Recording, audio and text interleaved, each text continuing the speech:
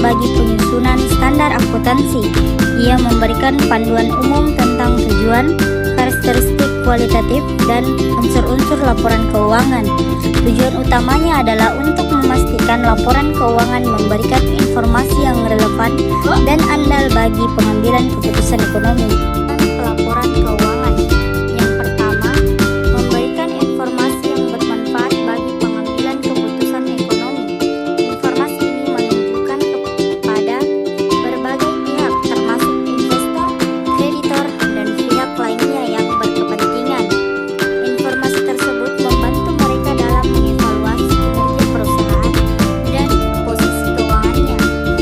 Yang kedua, menunjukkan sumber daya ekonomi dan klaim atas sumber daya tersebut. Laporan keuangan harus mencerminkan aset, kewajiban, dan ekuitas perusahaan secara akurat. Ketiga, menunjukkan perubahan dalam sumber daya ekonomi dan klaim atas sumber daya tersebut. Ini meliputi informasi mengenai pendapatan, beban, dan arus kas. Karakteristik kualitatif informasi keuangan. Karakteristik kualitatif ini menjamin informasi yang relevan dan andal. Yang pertama, relevan. Informasi harus mampu memengaruhi keputusan ekonomi pengguna. Ini mencakup informasi yang material dan tepat waktu. Yang kedua, andal. Informasi bebas dari kesalahan material dan bias. Ini mencakup informasi yang netral, bebas dari kesalahan, dan lengkap. 3. Dapat dipahami. Informasi harus disajikan dengan jelas dan ringkas, sehingga mudah dipahami oleh pengguna yang memiliki pemahaman yang wajar tentang bisnis dan akuntansi. Yang keempat, verifikabilitas. Informasi harus dapat diverifikasi oleh pihak independen untuk memastikan keakuratannya. Yang kelima, ketepatan waktu. Informasi harus tersedia tepat waktu untuk mengaruhi keputusan ekonomi. Yang keenam, perbandingan.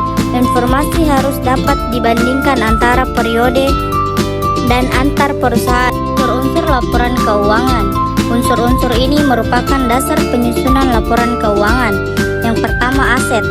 Sumber daya ekonomi yang dikuasai oleh perusahaan sebagai akibat dari peristiwa masa lalu dan dari mana manfaat ekonomi di masa depan diharapkan akan diperoleh. 2. Kewajiban. Kewajiban sekarang perusahaan untuk menyerahkan aset ekonomi sebagai akibat dari peristiwa masa lalu. Ketiga, ekuitas. Sisa aset perusahaan setelah dikurangi kewajiban. Yang keempat, pendapatan.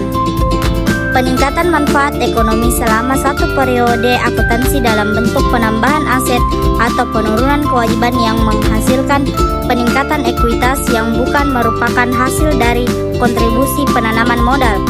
Yang kelima, beban. Penurunan manfaat ekonomi selama satu periode akuntansi dalam bentuk penurunan aset atau peningkatan kewajiban yang menghasilkan penurunan ekuitas yang bukan merupakan hasil dari distribusi kepada penanaman modal. Anggapan dasar. Anggapan dasar ini menjadi landasan dalam penyusunan laporan keuangan. Yang pertama, kesatuan usaha. Perusahaan diasumsikan akan beroperasi secara berkelanjutan dalam jangka waktu yang dapat diperkirakan. Yang kedua, basis akurat.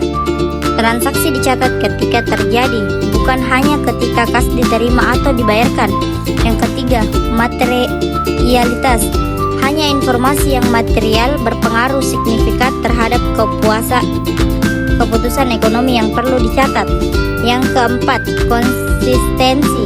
Perusahaan harus menggunakan metode akuntansi yang konsisten dari periode ke periode.